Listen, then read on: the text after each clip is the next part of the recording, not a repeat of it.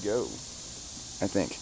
Yeah, go. Hello, welcome to Bobb-z Callahan's Word of Advice. This subject's about on-the-spot decisions. Have you ever been caught up in a moment where you have to make a decision real fast? Actually, I think I have. Oh, I know a perfect example. It was June 2nd or June 3rd, 2010, and we were coming back from Kings Island. A huge monsoon-like storm was raging that night, and we were driving back on I-71. I-71. On I-71. It was his first time driving in almost no visibility. Arg, I believe that was a tough storm. I tell you, with my seriousness, I wanted to go through it because I wanted to prove my man-like qualities.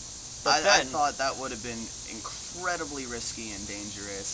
So, first off, I told him to put his hazard lights on because that's what a lot of other people were doing, and that's what I would have done.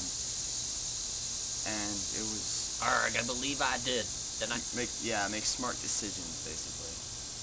And so, we were driving past I-275, and I was like, okay, dude, a lot of people are pulling off the side of the road. I think we should just wait it out. So, At first I said no, but then I realized maybe fate's gonna tell me something here and we'll get home in one piece tonight.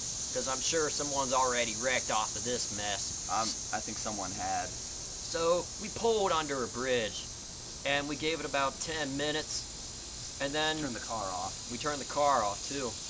It was hard getting out of there, but I made an on-the-spot decision to quickly pull out of the mess that could have been. I mean, who knows? Him and I could have gotten killed that night if we were in the wrong place at the wrong time. Letting certain things be, like I said in a way earlier Word of Advice video. That was like number 8. We let the possibility of driving through that monsoon, being tough like men go, and I pulled over. We didn't get killed that night. And that was a smart on-the-spot decision. It was still a very, very close call. It was. It was, we were in the parking lot at Kings Island, and I looked to the north, and lightning literally struck the opposite side of the parking lot. Then I looked to the left, and it looked like another bolt of lightning struck the Sunoco station. And I knew it didn't because I didn't see an explosion. But still, that was very close. Hail, winds, no visibility. Yeah, there was even hail.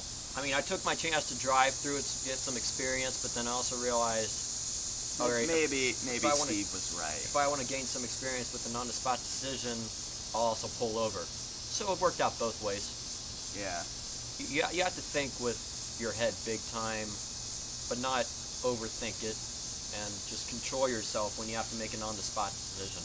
Yeah, I've been doing some videos on YouTube for a while called The George Show. It was me and one of my friends up at the Western Sports Mall.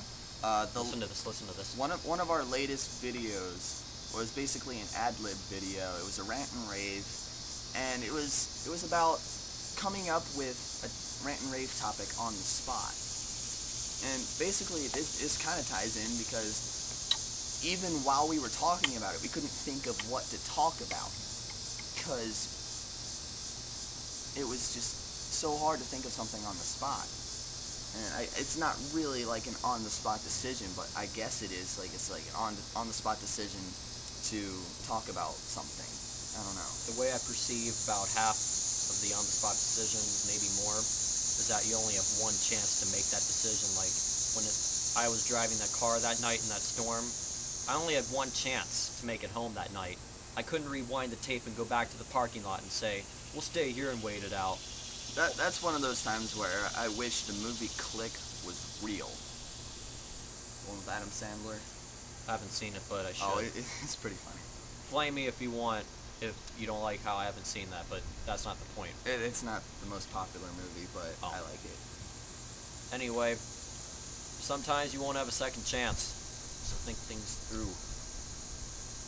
Yeah, always have yourself prepared for the worst. It's one of the things I'd like to say. Prepare yourself for the worst. It's like an emergency road kit. We were coming back from, my family was coming back from Richmond, Virginia. We had gone to Kings Dominion, 100 degrees each day. We were coming back, we were in West Virginia coming up either 64 or 94, I think it was 64. Yeah, I-64, we were going westbound. and we were less than a quarter mile from a toll booth, and we blew a tire on the camper. It totally, oh man, it damaged the camper really bad, and so that kind of ruined our Cedar Point trip, but we went anyway. We just stayed in a hotel. But my dad had to make a decision, call either AAA road service or some other card that he had in his wallet. And I don't remember which one he called, but it took him a while to get there. And that was one of those things where we were prepared for the worst, somewhat. You know, I'm glad you mentioned that car example too. Another car example. These have all been car examples. I was coming back from a college visit last month, and the bumper on my big blue van, my mother's big blue van, the bumper started to fall off on the back, or on the side of it, and she said, well, we'll rope this up.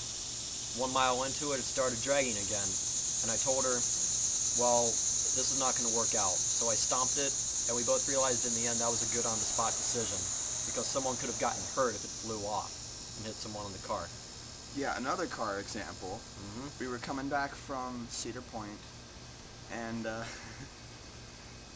and we were driving along. We were on 75. I think we were like just north of Dayton or something. And we were coming back, and in front of us there was a big rig. Popped the tire. Uh-oh. Popped the tire, and my mom started freaking out because she didn't want the tire, or the broken tire, to come flying off and hit her side of the windshield. And one more car example, right after our flat tire that we had, that's 5 car examples, there was an orange big rig that popped the tire in the exact same spot that we did. And the guy who was fixing our camper, he heard the pop, and I could just see him rolling his eyes. He was like, oh my god, rolling his eyes, shaking his head, like, this cannot be happening. So many in one day, and these two like right next to each other. So I was like, well, looks like he doesn't have very far to go. A little, wry humor, I guess. I think we made our point. And not all on-the-spot decisions are going to be about a car situation.